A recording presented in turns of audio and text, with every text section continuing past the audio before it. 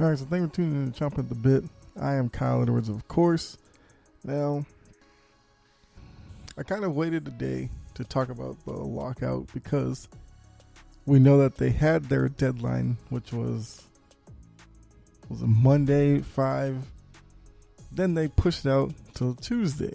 So I wanted to wait until they kind of went through everything and finally made a decision whether they would make an agreement or not. So now that all that's out of the way, give you my, quick thoughts on what happened, what broke down, and why we are at the point we are in all of this. So if you haven't been paying attention or you forgot, once the season ended, the owners basically locked the players out. And it's something that the owners actually didn't necessarily have to do, but they did. So that was early December. We've had basically 3 months, for them to figure this out, negotiate, all this kind of stuff, and, not lose any games. Start spring training when you're supposed to, or if you had to miss a couple of days or something, fine. And from all that time, ultimately it led to the point where, talks broke down, and Rob Manfred, let us know that because of the timing, the first 2 series of the year were canceled. So that's the simple version. Now, to break it down a little more, so like I said, basically 3 months they had to talk. Up until this past week, they met like once every 2 weeks, like a couple of minutes it seemed like. So clearly, neither side was, well, I can't say neither side, but clearly the negotiations weren't really going to bring forth anything because, like I said, they weren't meeting long enough to really get anything done. So early in the process, I guess it was probably, two sides feeling each other out to see what each side was looking for and all this kind of stuff. And I remember doing the episode, I can't remember which one it was, but it was probably last week I think last week or 2 weeks ago, but when the owners and the players met, and basically the owners, ended the meeting after like 15 or I think it was like 19 minutes or something. At that point, I'd already known that we're probably going to get to this point that we are, where there's no agreement and games were canceled. Because after, I think it's been 90 days of a lockout or something, and that getting down to the point where, spring training's in jeopardy of starting on time, which then puts the season start on time in jeopardy. And you're only meeting for less than 20 minutes. That kind of shows that one side isn't serious about what's really at hand here. And so let's backtrack. At the end of the season, I kind of let people know that baseball is the league out of any that would, in this climate, find a way to screw it all up and have some, lockout, which would turn into something much worse. Well, fast forward to today, that's where we are. Lockout was one thing. I think to most optimists, they thought two sides would come together, figure it out, because no league wants to look like, once again, in this climate, look like you can't figure out dollars and cents to get players on the field. It's just a bad look outwardly. Now, of course, you and I, our daily lives doesn't compare in terms of, salary to professional leagues. But whenever we hear about bargaining tables and all that kind of stuff. A lot of fans get turned off by it, which I can understand because, we have guys in major leagues who are making 30 plus million, and you have owners that are worth $1 billion or something. So naturally, for, I guess, the everyday person, seeing something like that does anger you a little bit, because it's like, to most people, our situation would be like, hey, you gave me $1 million, I'd play baseball for you, no problem. But of course, it's different for an athlete. But that line of thinking is one of those things where, when leagues have the opportunity to not have a messy lockout or whatever, they should take full advantage of it. Baseball is that league that seems to, constantly do these things that just don't make any sense in the broader vision of, fans and all that. So I feel like most times when there's a lockout, I think people usually side with the owners, because I guess lockouts are usually viewed as players just trying to weasel out more money or whatever. And for the most part, that's kind of what's going on. What made this situation different was that the players were like holding steadfast for the young players. And I think because of that, the public was really siding with the players in all of this. Because I guess, the biggest issues that they were, fighting for was, minimum salary, upping that. They wanted, salary floors or whatever to try to help veterans who kind of get pushed aside because of, teams sticking to these strict budgets, and then they don't fit into a lot of their plans. So players are hoping by raising the floor and all that produces more jobs, but whatever. There was a battle between playoff teams, expanding the playoffs and all that, which most leagues fans don't like the sound of that, but baseball, you understand that right now, what do you have? 8 teams that make the playoffs? 4? No. Yeah, 4. No, 10 in each league.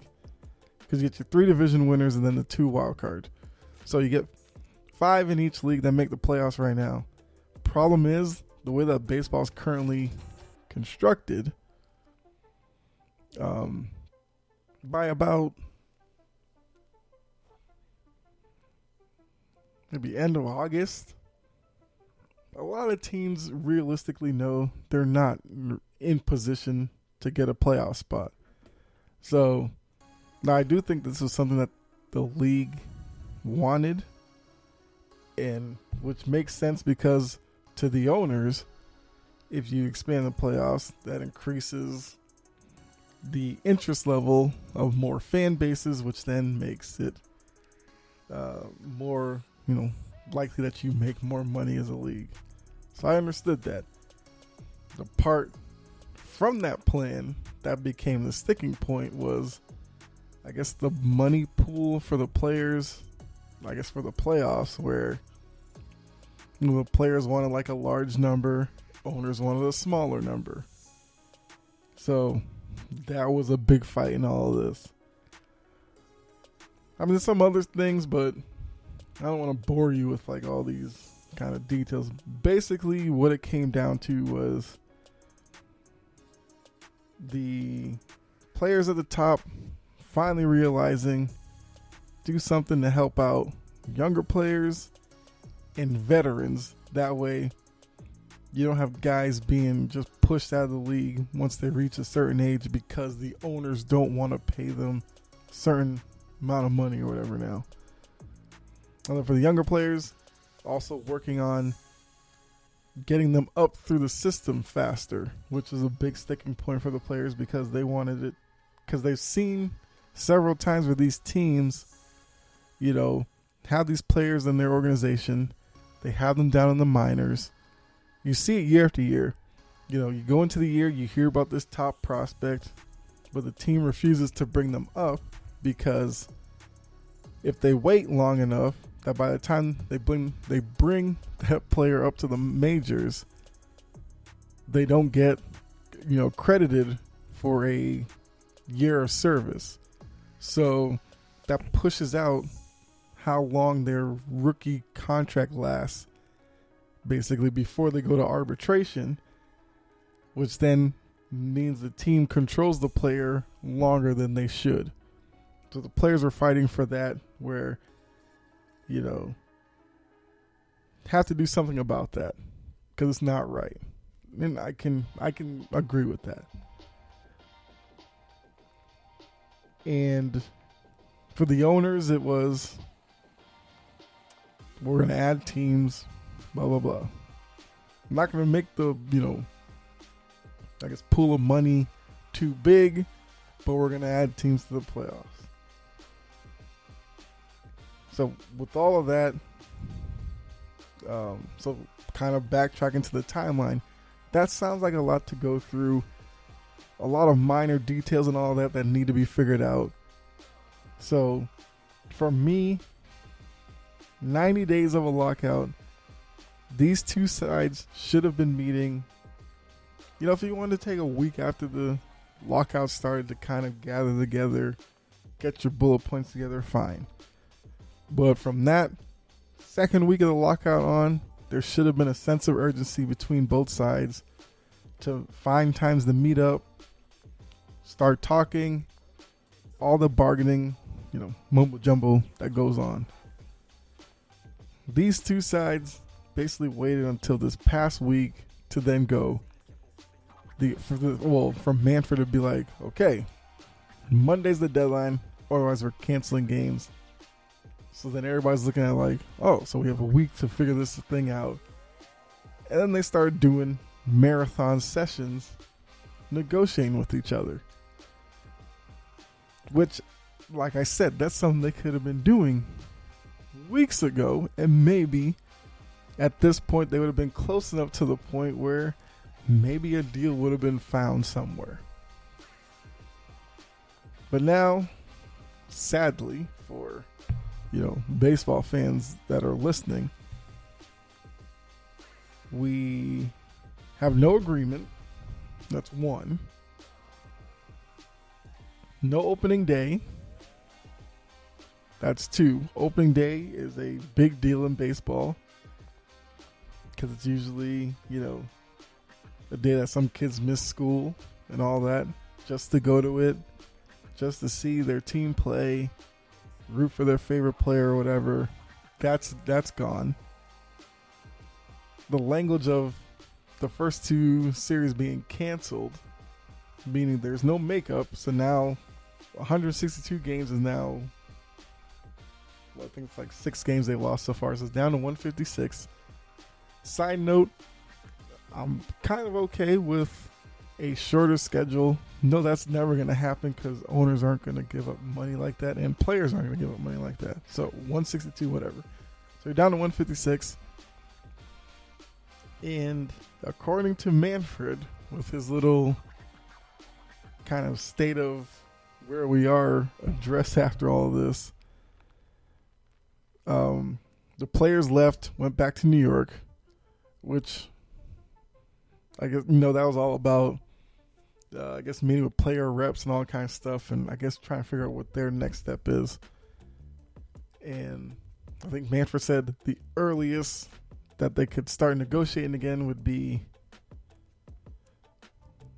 realistically, it would probably be next week. Because I guess at some point, there'd have to be a phone call between both sides and somebody going, all right, let's meet up. Let's figure this out. When can you do it? So I'm thinking next week. And so they missed the Monday deadline, pushed it to Tuesday, missed that, canceled games. I'm assuming there's going to be more cancellations coming, probably over the weekend. I don't know. But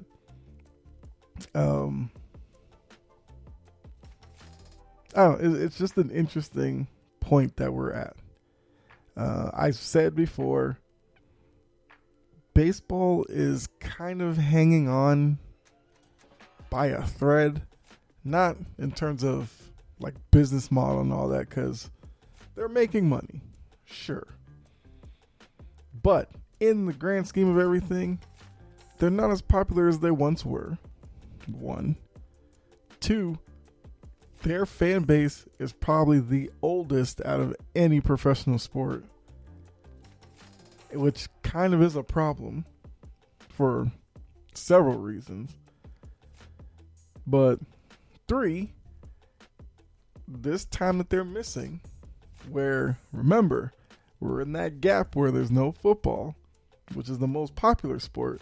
So other sports fighting to take that piece of the pie from the sports fan that's sitting there looking for something to watch. Baseball's missing that. So now that viewership's going to go to probably the basketball, hockey, MLS, soccer, international soccer, all that. College basketball, of course, takes a big piece of that at this point. But now baseball is going to fall further and further behind in people's minds. And that's on top of this day and age where most people are, being pulled in millions of different ways in terms of streaming now. So baseball's probably falling even further behind. Although that's probably more for a casual fan, I guess. But not saying it's like, DEFCON, whatever, hit the panic button. But if this drags out, now I did do a poll on Twitter. Once again, you go to at Chopping Podcast and follow me there. You can go ahead and give your 2 cents there. But I asked a simple question. When will MLB start the regular season? It's a legit question because now, it's not going to start early April. Yeah, so it's not going to start early April. Probably won't start mid-April. Best case scenario right now might be late April. So I put on there late April. And I put mid-April, knowing that that's probably out of possibility. Late April, sometime in May, June or later. And actually had some people who said June or later. Which I think if it gets to that point, baseball's going to have a serious problem. They need to get this fixed soon. And I mean, an agreement probably needs to happen within the next couple of weeks. You start going past that, honestly, I think they're going to they've already, angered enough people now. But if, Manfred comes out and says something like all of April's canceled or something like that, people will lose it. Because it's not just the fan at home, it's the people who work at the ballpark who are now being affected. The restaurants and stuff around the ballpark would see a boost in business for the baseball season. They're now affected. So now there's outside factors into all this, which just looks worse and worse day by day by day. Once again, in the current climate of things. So, I don't know. I don't know how optimistic people should be. Because like I said, for me, I knew we were going to get here. I just don't know how long it's going to last. But I knew this season was not going to start on time. Now, I didn't know that they were just going to cancel 6 games like that. I thought they may postpone them and work them in somewhere else. But that's a whole other thing. And it had me thinking, out of the other leagues, would something like this happen? you look at it, as much as Goodell, some fan bases hate him, some are just indifferent to him. Seems like the NFL does whatever it can to avoid situations like this. We saw it, a few years ago when they had their labor negotiations, and it was like the 11th hour. It was Robert Kraft, I think Jerry Jones, a couple of guys who jumped to the front and was like, I think they basically kicked Goodell out of everything. It was like, all right, players, figure it out. Let's get this done because we can't risk missing games, and they got a deal done. Basketball with Adam Silver. Seems like Silver and the players are working on one accord. Players in the NBA are probably the most powerful of any athlete in professional sports because they have so much power, but seems to work there. Hockey, like baseball, they had it a couple of years ago where they missed the Stanley Cup, which I think hurt them a little bit, but they're slowly kind of getting back there, especially, now with NHL being more available with, the deal with TNT, ESPN, and so many games on ESPN Plus. I feel like the NHL is fine where they are right now. But for baseball, as I said before, for a sport that struggles to keep the attention of the younger demographics, I think this dragging out would do so much more damage to that. I don't know. Because a lot of people in baseball like to, think back to the days where baseball was king, which was a while ago. They're so far from that now because they're not touching the NFL. Nobody is. Some people think that they're in the second spot. Depending on who you talk to, people put the NBA at number 2. But either way, that gap between baseball and football widens by the year. And if baseball was bold enough to miss a whole year, I guarantee you MLS is growing quickly if you haven't been paying attention. And it's going to continue to, as long as, of course, it's managed properly. But it seems like they know what they're doing. I mean, they've had expansion this year. I think, Charlotte has a team now or something. And, people tuning in to see, players who could be on the national team because the national team's going through kind of a refresh with young players. So people are paying attention to that as well. Who's to say baseball comes back and they're not, number 3 behind the NBA now and then teetering on falling to 4th? Probably not that drastic, but it's a possibility. So yeah, just to wrap it all up, it is messed up how they got here. And from everything that's, seen in the whole process, this is squarely on the owners because the owners have kind of gone through these negotiations with the mindset that if y'all players want to miss games, we can miss games. There ain't no problem with us missing games. It's whether or not you want to miss games. And the players seem like they have dug in and said, we're willing to miss games because we're trying to fix what's broken in the system now to ensure that going down the line, young players aren't taken advantage of and aging players aren't just dismissed. And like I said, I can respect that. I have no problem with that. So I guess until some owner pulls a Robert Kraft, Jerry Jones type of thing and goes, Manfred, we need to get this figured out because sure, we'll probably still make our money, but the product on the field will suffer. So, of course, if anything changes, I'll definitely do an episode to keep you guys updated. But for now, we have silence because we haven't heard about a new meeting scheduled or anything like that. But yeah, final words. Just remember, this is all on the owners. The players are actually fighting for something that's legit.